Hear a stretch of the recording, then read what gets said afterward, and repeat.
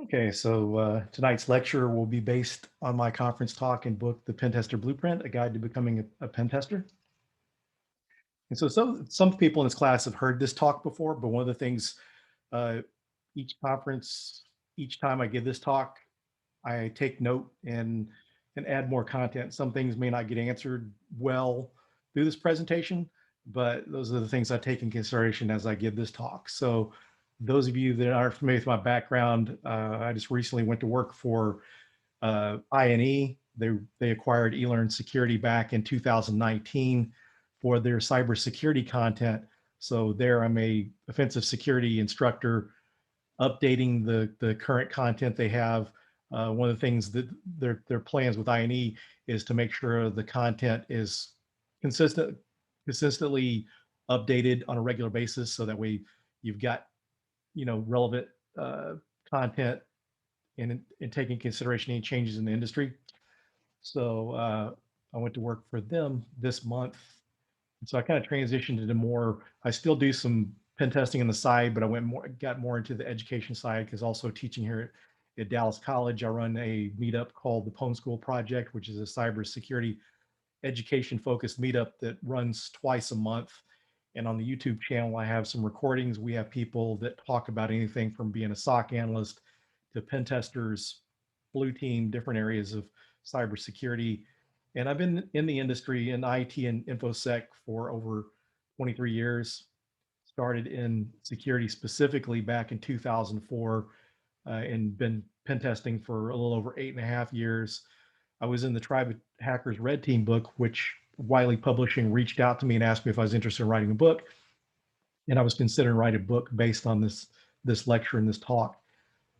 As mentioned there, the book, I was the co-author there. I brought a co-author on to help me get the book out quicker, as well as bring in some other areas. Kim Crowley was my co-author, and her not coming from a pen tester background, some of the things I was kind of missing out on, some of the basic security education concepts, she helped fill in the book.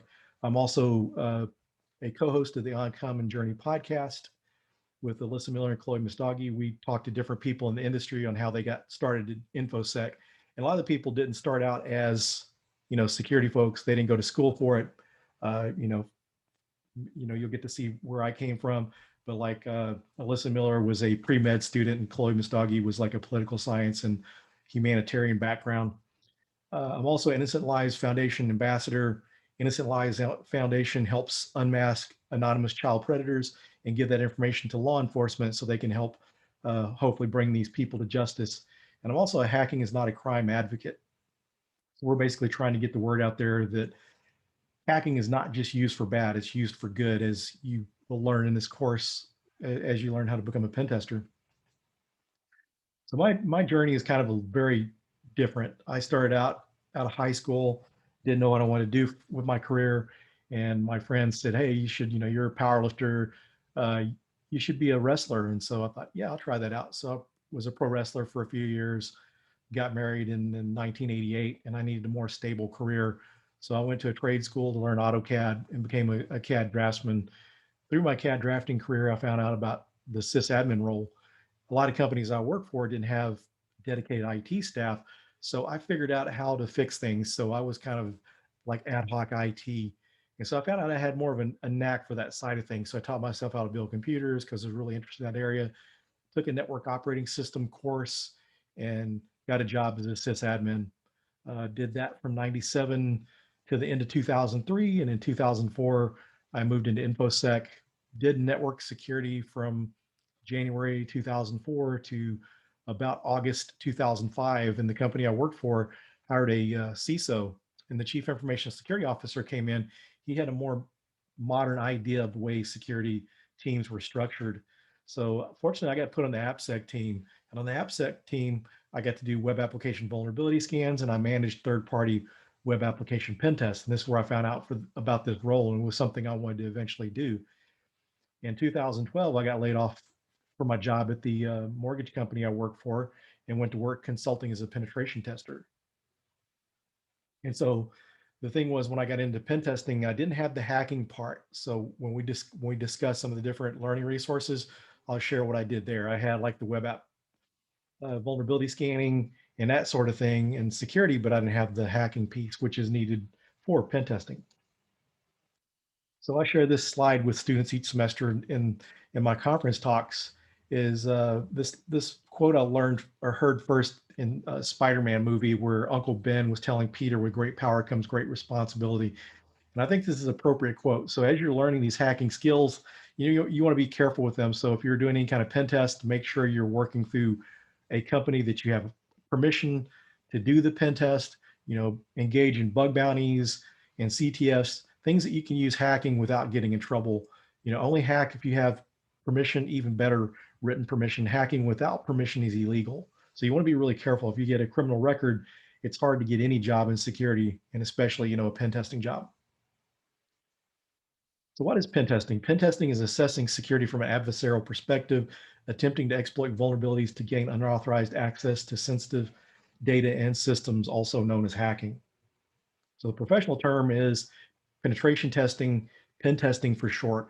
It's easier to describe to the general public because hacking kind of summarizes that you're trying to gain access to systems using a hacking technique, so it's easier to explain. Anytime someone asks me what I do for a living, that's a lot easier to explain than say I'm a penetration tester. A lot less explanation has to go into that. So why pen testing? Security posture from an adversarial perspective gives you a better understanding of security risk severity. Exploitable vulnerabilities are higher risk and a higher priority for remediation, as well as justification for budgeting. So, a lot of times remediation can be very costly. It may be more than just applying a patch. This could, you know, you can end up having to hire a whole department, or, maybe even as few as hiring one or two more people within the organization. It could be expensive hardware and software required to remediate these. And so there's a lot of times there's justification for it. Sometimes companies will file an exception saying they accept the risk because either they can't afford to remediate that item, or they feel like it's not that big of a risk. So, there's, IT risk groups, just like there's different risk groups and organizations. They're more the financial area. The IT risk groups score things based on how high the risk is, versus how much it costs to remediate.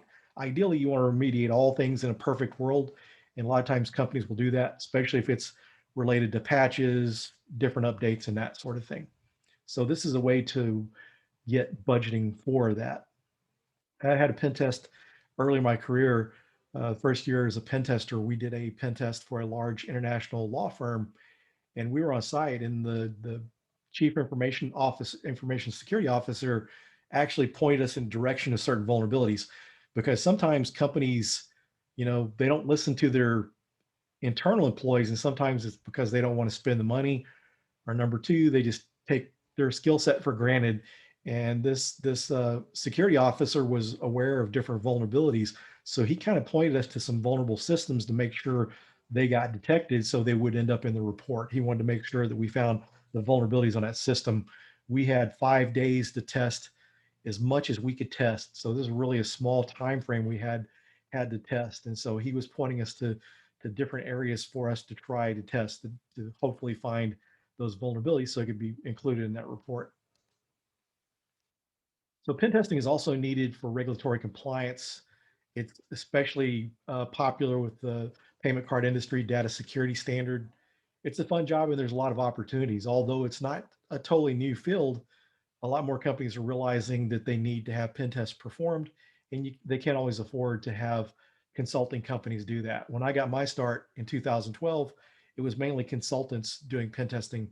Not many companies had their own pen testers, so it was either consultants or contractors doing the job.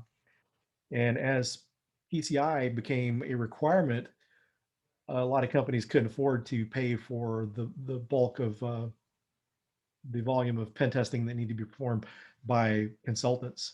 I worked at US Bank. We had like at least 13 people on our pen test team. We also had like a dedicated red team. And so they had a pretty good size operation. Bank of America has their own pen test team. So does Capital One. A lot of your different financial institutions. Uh, Salesforce has their own pen test team. So a lot more companies are adding their own pen test teams. It's good to add the third-party pen test from time to time, but if you have your own internal group doing pen tests, sometimes it's a little quicker to get going. You have to go through contract reviews.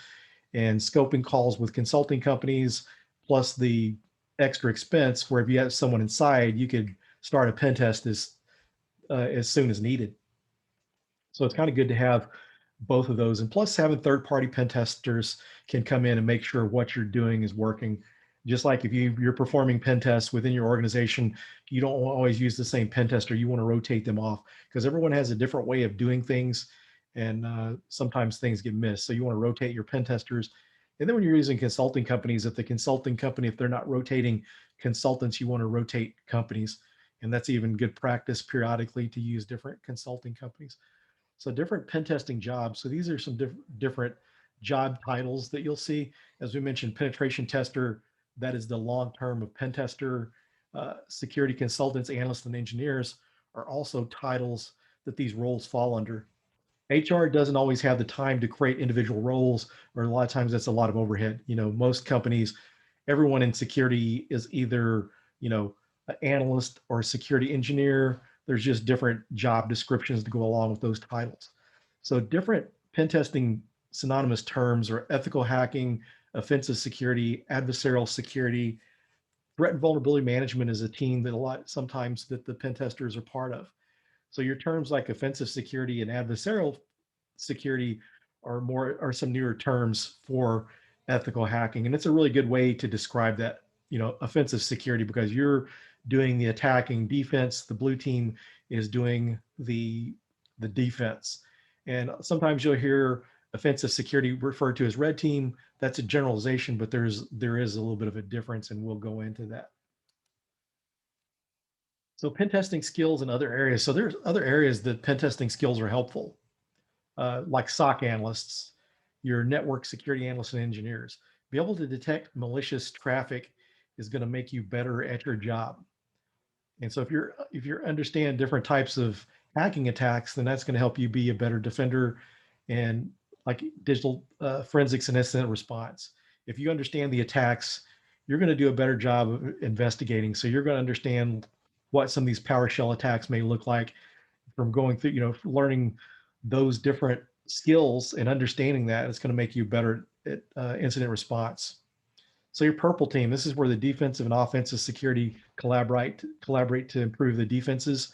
So this is where the defensive team is monitoring the traffic to see what tools the offensive team is running. So you can work to tune those endpoint systems, your antivirus to detect those type of systems.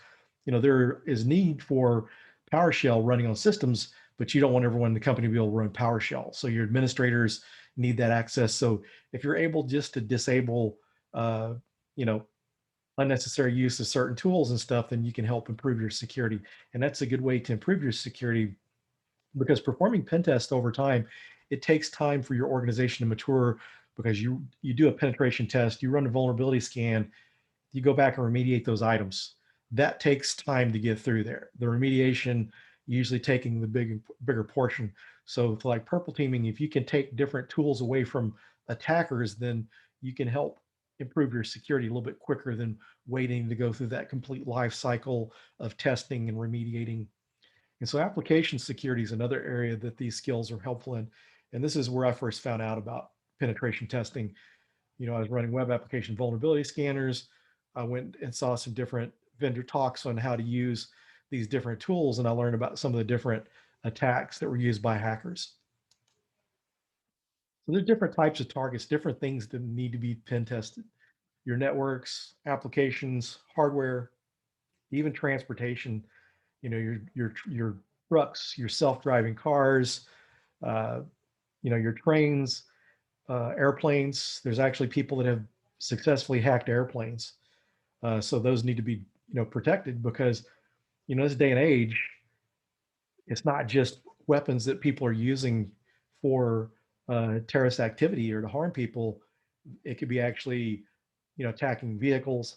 Look at the hardware where we mentioned medical devices. So those could be leveraged to cause harm. So people's safety is probably first and foremost above everything else. And so making sure our transportation is secure, medical devices are secure, are good. So network and application, these are going to be your most popular pen test targets. Anything that's external facing, companies usually know to have tested, although you need to test internal. So you see up here, we have network, we have internal, external, and wireless. You have to take in consideration their internal threats. Sometimes nation states will have someone get employed at your company to try to get any kind of intellectual property, and sometimes just disgruntled employees. Someone gets upset. You hear about the developers that write the program that take like a certain percentage off the banking transaction software and puts off to another account. So you see different things, and people just may, you know, a company I worked for, we had a vulnerability scanner, and the demo version of the software was written by a company out of the U.S. And this could be a U.S. company too.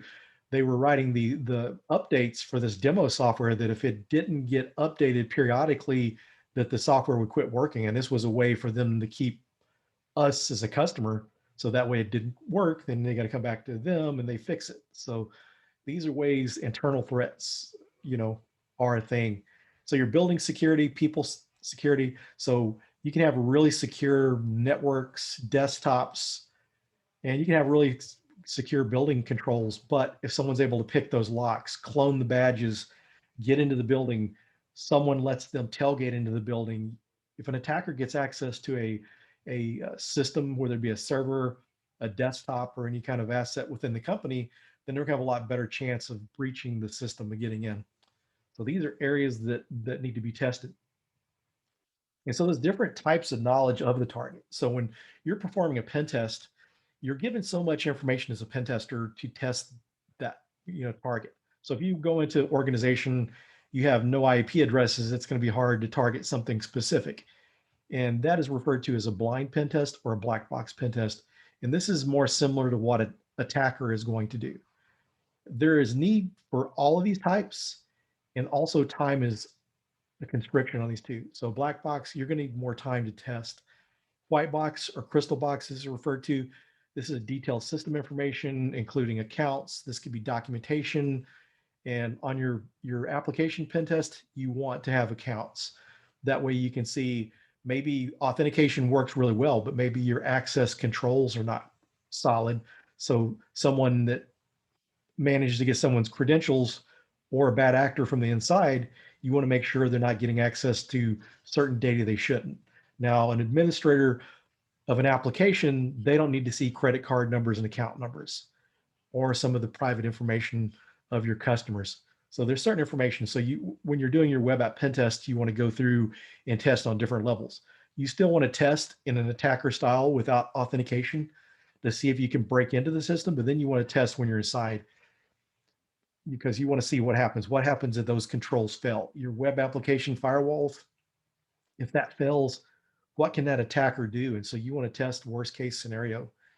And then gray box, this is kind of partial knowledge. This is a cross between the white box and black box test. So this is more common what a pen tester is going to do, because with this type of test, the gray box test, you're giving IP ranges, URLs. So that way the penetration tester knows specifically what they have to test. There's more to guess at the blind or black box or attacker method. There's a lot more to guess. I've done pen tests for companies where we had their physical address because they wanted us to test the physical security of the building. So we had to have the actual address, which we could have went a step further. They could have said, we want you to find our main headquarters and test the security there. But we did have the address. We knew the name of the company. So it was up to us to go online, look up IP addresses, domain names for the company, do our reconnaissance to find information on that company to start performing the external pen test. We tested as far as we could there. Through our reconnaissance, we found using a tool called Shodan, which we'll cover this tool once we get into the reconnaissance portion of the class. And by using this tool, I was able to look up the company name, and this IP address of this FTP server wasn't in their network blocks. It was hosted somewhere else, but I was able to find it because FTP, they have login headers or login messages. So the warnings, like at your company, when you go to log into your Windows system, it tells you, you're not authorized. If you're not authorized to access this system, you could be, you could be arrested or you could be fired depending on the circumstance and all this. The little warning, they have that on FTP servers too. So this tool was able to see that header that warning message and find the company name in there. So that's how we were able to find that device doing reconnaissance. So we actually went on site, was able to gain access, tailgate into the building, and then we set up within a conference room. And I was there for about 7.5 hours, hacked into a Windows XP system, dumped some password hashes, cracked those, got onto their system, performed further testing, and was gone for 12 hours before we were detected. And so this is more the adversary simulation, which we'll get into, we'll mention further on in this discussion. But there's good reasons to do all these kind of tests. And so like the black box, white box, gray box, you want to do a combination of things. So different types of testing depth or steps. So vulnerability scans and vulnerability assessments, as you see noted there, is not a pen test. It's part of a pen test. Some companies, whether they're just trying to make a quick buck and take advantage of people, or they don't know better, will run a vulnerability scan and put it in a pen test report and sell it as a pen test, which is not. Vulnerability scanning is important, and you should have reoccurring vulnerability scans going on in your environment. You know, preferably every 2 weeks, no more than monthly. You want to test for it. You make sure there's any missing patches, any kind of configuration flaws or anything like that that can be exploited by an attacker to make sure your systems are secure. But a vulnerability assessment takes that a step further. In a vulnerability assessment, still not a pen test, you're doing vulnerability scanning plus validation. So after you run those vulnerability scans, you're going in with other tools and manual techniques to test to see if that's a true vulnerability or not. So if it's a false positive, then you know to leave that off your report. And this is a better option than just a pure vulnerability scan. And you go a little further here too. You use some other different tools and techniques. You can use alternative vulnerability scanners. Some companies will use like Nessus, which is a popular uh, commercial tool, and they'll use OpenVAS, which is a free tool. And so having more than one opinion, using these manual tools and techniques to validate and look for different vulnerabilities. So once you pass this phase, and vulnerability assessments are also a standalone type of assessment. And these are all considered security assessments. Pen tests, vulnerability assessments, red teaming, these are assessments. And so there's different needs for those as well. And so the pen test, you're taking this step further. So we're doing a vulnerability assessment plus the exploitation, also known as hacking.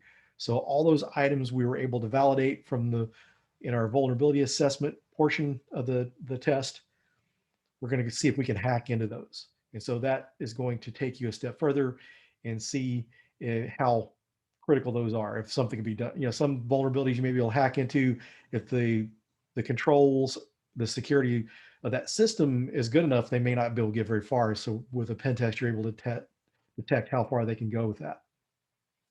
So your red team or adversarial simulation, this is testing the blue team. This is attack simulation. This is less restrictive, often referred to as open scope penetration test. Prior to your compliance pen testing, companies, when they had pen tests done, it was more of an open scope pen test. This means like your social engineering was involved, was in scope for this. Your building security assessments were in scope for this. As PCI come along, the budget needed to be spent on being compliant with PCI. And sometimes people don't realize you can be compliant, but you may not be secure.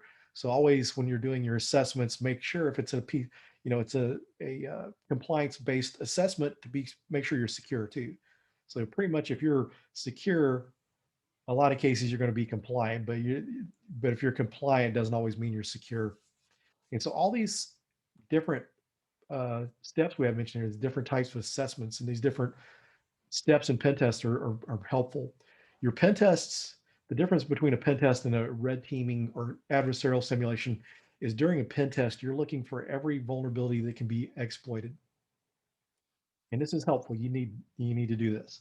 Your red team or adversarial simulation, you're going through and you're not looking for every single vulnerability that can be exploited. You're looking for high impact exploits. You're going through demonstrating what a nation state, organized crime, or even a script kiddie or hacktivist, what is possible that they could do. So you're going in and you're just trying to find high impact exploits.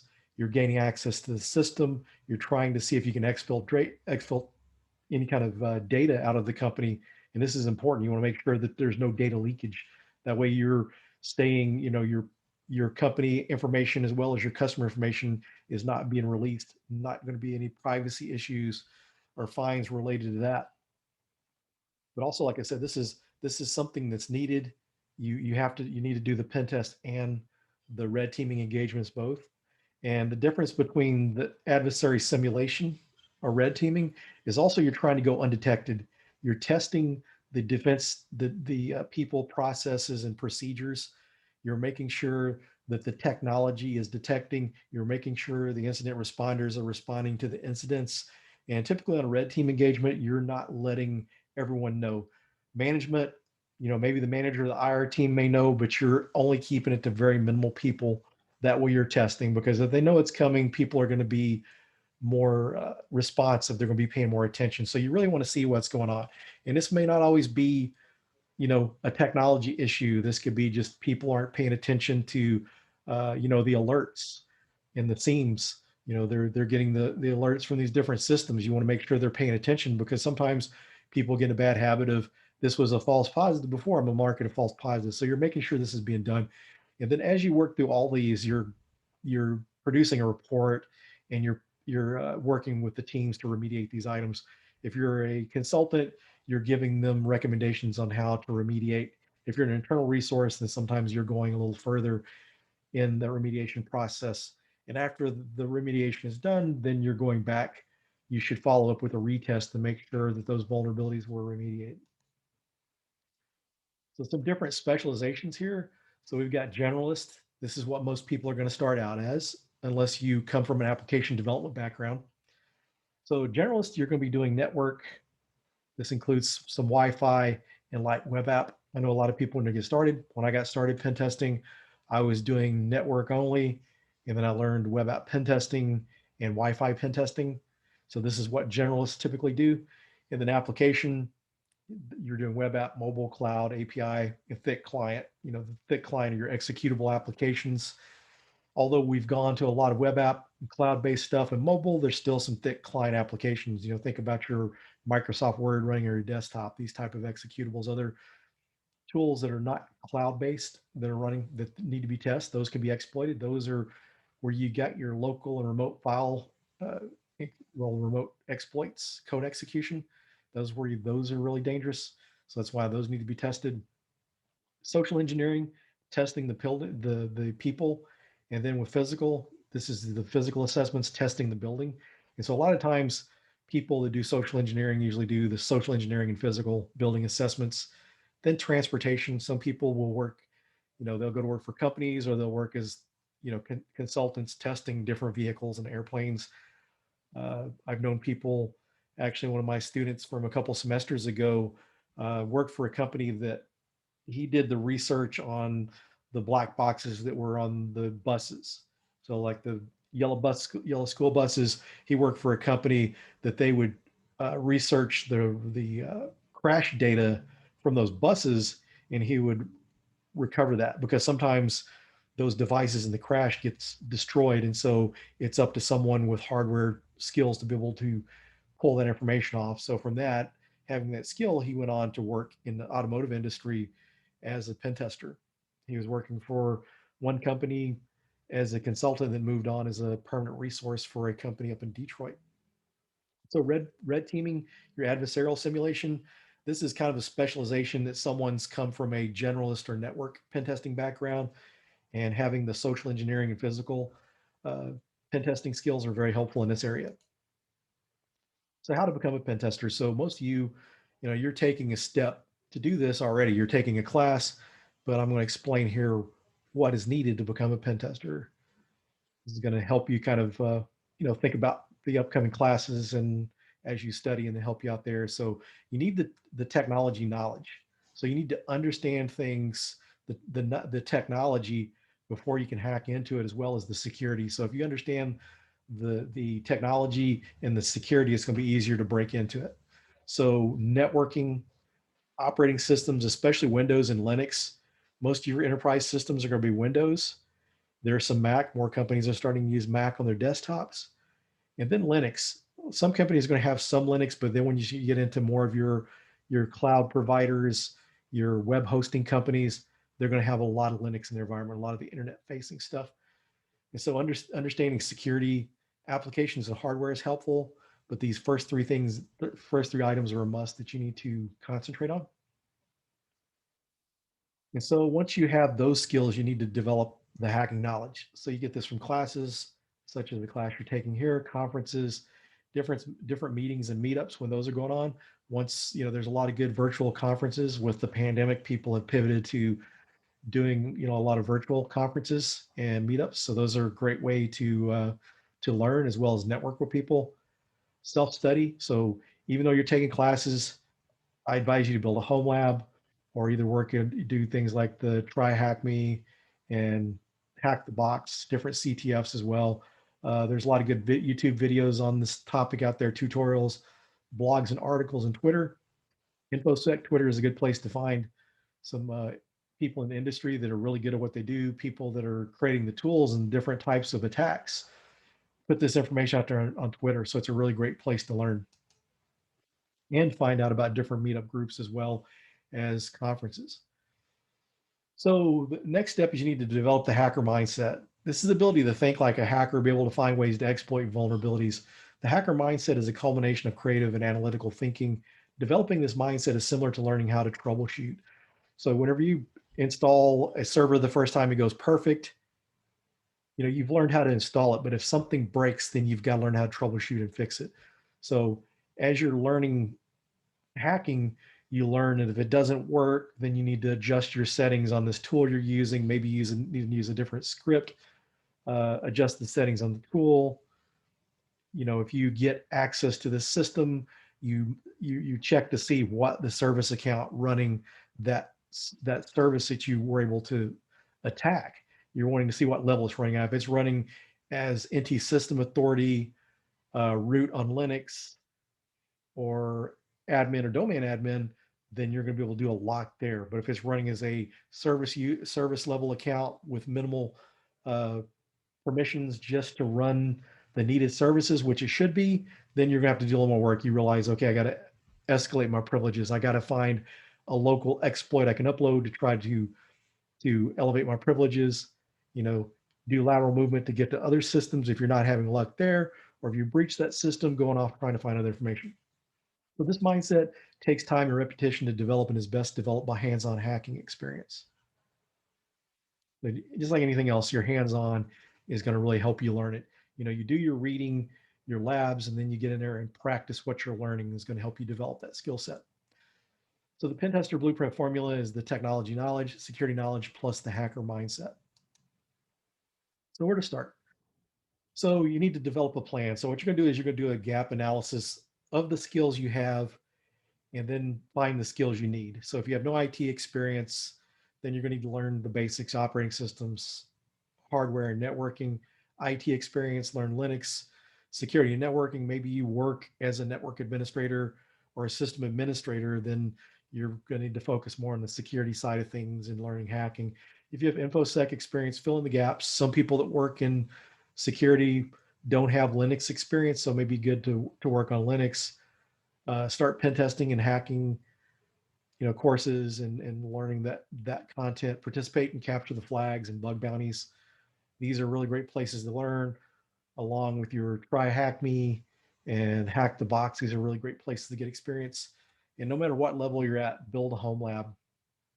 Even as an experienced pen tester, I have 2 lab setups. I've got my MacBook Pro, which I run VirtualBox or VMware Fusion, and I have vulnerable VMs on it that I can practice hacking.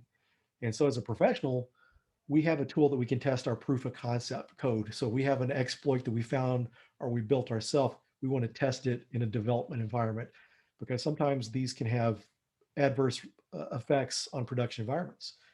And as a pen tester, the difference between a pen tester and a real world attacker, they're not one to get detected, but if they crash something or break something, it's not a big deal. If we're an employee or a consultant, we go in and take down a system, then we're going to have to deal with the wrath of our employer or the company we're working for. Sometimes, a lot of times people are understanding, but some people, if you work in IT and you know how there's an outage, everyone freaks out. it's that or even worse, performing a pen test. So you want to take care while you're doing those tests. So Minimalist Lab, as I discussed, my MacBook Pro, I have a Minimalist Lab set up there. I've got like several different virtual machines running that are purposely vulnerable. And then I have like Kali Linux and Parrot OS running on there as my attack platforms. Your dedicated lab, this is dedicated computers. So you can have like a system, and this is what I have at home. I've got like a standalone system that I got right here that's a server that I've built that all it does is run VMs that are vulnerable, and I attack from my laptop. And so this kind of gives you kind of the feeling of going across a network. You can put some firewall rules in place, make it a little more real world. I mean, you can put firewall rules in place on the VMs and put in, build virtual firewalls and stuff like that in your lab environment. But in this case, this is a little more separate. Sometimes and it just kind of gives you less resources that your attack system are taking up. So that way, if you've got not a lot of resources on your attack system, then you don't have to worry about burning up resources running too many VMs on there. So your advanced lab, this is like individual components, your routers and switches. So you can have individual servers. You can even accomplish this with Raspberry Pis. Raspberry Pis are powerful enough now that you can run Windows on it. So you can set up individual components there. And one of the things when you get really complex, you could spend a lot of time troubleshooting and fixing your lab if you're not careful. So if you're really needing to learn the hacking skill, if that's your priority, then minimal would be the way to start out.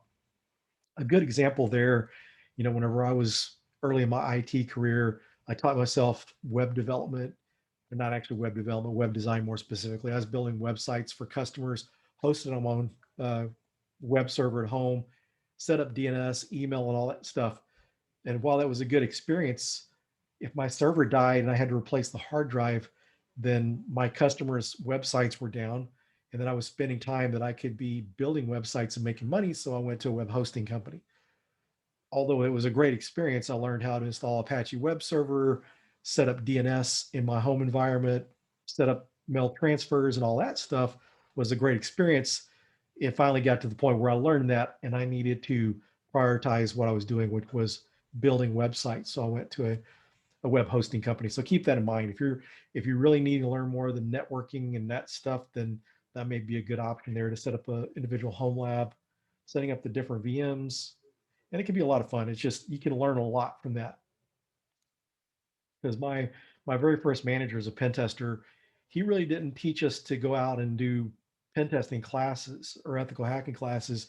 He told us build something. So he would say, you know, write an application, install a new software, build a server, or something like that. So he really believed in building to learn how to break, how to hack into things. So you're going to need an attack platform in your home environment. A lot of you probably heard of Kali Linux, but Parrot OS is a really popular one. I really hadn't had much experience with it, but last summer when I was working for a company as a red team lead, I was doing a Wi-Fi pen test, and certain tools weren't working on Kali Linux, and I found that Parrot OS was working better with some of the deprecation of Linux 2.7 and going from Python 2.7 going to Python 3.0. Some of these tools didn't work, and Parrot OS, some of those tools work better. I was getting certain drivers to work, so I had a better experience with it. So I recommend playing around with one. Don't just I was caught up and tied to Kali Linux, and then I found out there was another tool out there that was really better at the time for my use. And then you could take like Ubuntu and install the Pentester framework by Trusted Sec. You're able to install and control what tools that you have installed on there. You can put as little tools as you want, customize what you have on there, and you have a little more control of your environment. And one time, this is a really great option because your pen testing environment, if you're running this bare metal on your system, you want your system to be secure. And a lot of times people would be worried about running, Kali Linux as their bare metal daily driver operating system. And then Parrot came about. Parrot OS was really secure. They were having a non-root login to start with, which is a more secure way to operate. Use run as to run your commands that need to be run as root. Kali Linux ended up following suit, and this goes to show that it's good to have competition. Parrot OS helped Kali Linux improve their product, and then vice versa. And so both of those are great options. In Windows 10, there's a script or utility called Commando VM that you can install hacking tools on Windows. So this is kind of a similar type tool to like the Pentester framework. And this is by FireEye. They also have Flare VM, which is a reverse engineering VM that's very helpful as well. So once you get your VMs on there, this is what you're going to use to attack with. And then you're going to need some targets. So you can create virtual machines from VulnHub. There's some different VMs that you can download from there. Some of these were CTF machines from different conferences or CTFs that people have built and just put up there to share with the community. You can download those and install those as your targets. Metasploitable 2 and 3 are great options. Metasploitable 2 runs on Ubuntu Linux, and then Metasploitable 3 you can install on Windows. So you want a Linux environment to hack and a Windows environment so you get experience with both. You don't want to be really good at just Windows or Linux and not know the others. So you need to have that flexibility to be able to hack Linux and Windows. And so understanding how to hack Linux is going to help you in Unix environments, and Mac OS is BSD Unix based. So be able to understand that's going to help you if you were attacking a Mac environment. So OWASP WebGoat is a good web application that's vulnerable that you can run, that you can test. It's a vulnerable application. This is good for web app pen testing, Juice Shop, and several others. So if you go to the OWASP website, there's several different vulnerable applications you can download, different VMs, and even online targets that you can test against that are in the cloud that are environments for learning how to pen test. And then you can create your own targets, and you can get software from exploitdb.com. ExploitDB is a repository for exploits. So these different hacks, scripts, and hacking tools you can download from ExploitDB. And not only do they have these tools, they will have the vulnerable software, links to the vulnerable software. You can find that version, download those older versions so you can build your own home lab. So you can, if you want to learn how to use a certain exploit, you can't find a vulnerable VM with it, then you can build your own. And a good way to study is to get like a study group, and you and your study partners can set up VMs and share those. So, you could build your VM, hack through it, and you kind of know how to do that. And then you can share with your friends and vice versa. So it's a great way to learn. Having a study group is a good way to learn. So if you can team up with people in class, you can share tools and things that you found along the way and different, techniques that you've learned is very helpful. While I was doing the OSCP exam, I had some study partners and they were a big help in helping us all be successful. They're able to share resources and help improve our skills together. So recommended reading, the very first year I taught this class, I used that blue covered book called Pentesting, A Hands-On Introduction to Hacking by Georgia Weigman. This is still a good book because it shows you how to build your own home lab. So not only does it teach you pen testing, it teaches you how to build a lab. And the reason I moved away from that book was that year the Pentest Plus course came out. That certification, I wanted to give my students a certification to prepare for. I took one of the the trainer courses from CompTIA and was really impressed with the content. CompTIA has really good real world content, and I like the way the courses build on each other. So if you've gone through Sec Plus, CYSA Plus, they start covering some of the offensive security stuff and security assessment stuff prior to get into that. So it all builds on each other. So it's a really good content. So the Hackers Playbook 2 and 3, there's a version 1 out there, but version 2 is a little more modern techniques. Version 3 is a red team edition, so you're getting more into the red team tools in adversary simulation.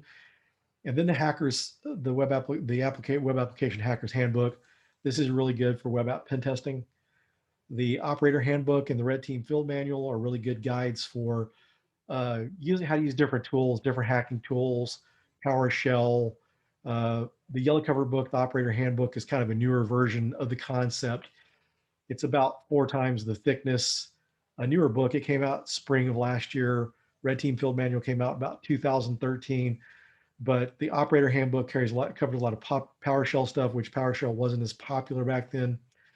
And it's also available in ebook and printed version. So if you like ebooks, that's good. The Red Team Field Manual doesn't have an ebook. So here's some learning resources that you can use to learn. And these are, if you go to my website, thehackermaker.com, And you can see the link learning dash resources. It has these different resources, and we won't go into details on those today. But these are some different resources. The top ones are most expensive to least expensive. The bottom resources are free resources.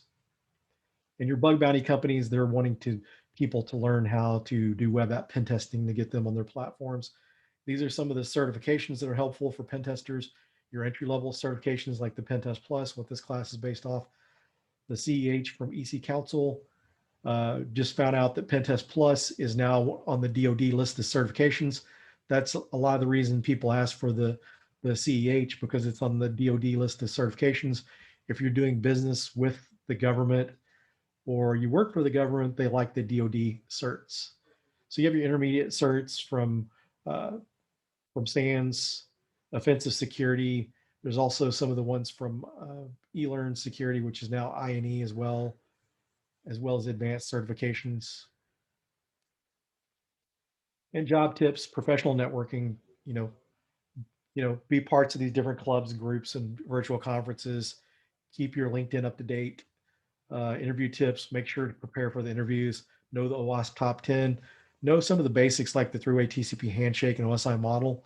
Maybe this is something you did a while back, but there's a lot of times that your interviewer is going to go over some of these type of questions just to kind of get a good idea of how well-rounded your experience is.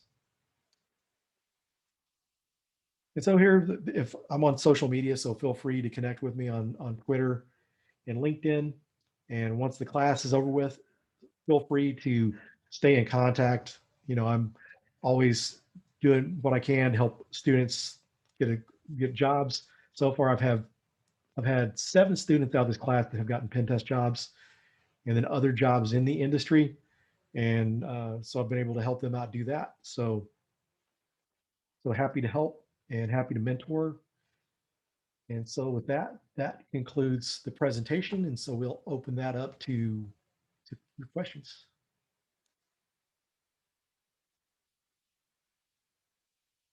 So yes, the recordings will be published, and I will send out a YouTube link for that. I want to share some resources to out there on Reddit. Some good resources. Reddit can be pretty good too. I don't like him, but What's that? I think she was talking to someone else. Oh, okay. I was going to ask, this class also covers a lot of the cloud security concepts, right? Whatever currently. Yeah, whatever is in the use certified content. But Okay. really what you'll want to do is build that base. Once you do that, you can expand into other areas. The course touches on some application security, some too, but I would say this class is going to be more geared towards a generalist pen test, although we're going to include other stuff in there too. Who knows what we can come up with. If I can come up with something decent on cloud, we can cover that. But okay. Cool. Yeah, this recording will be available. Before in the past, I've just put it like on Dropbox and share with the class, but I'll put this out there on YouTube.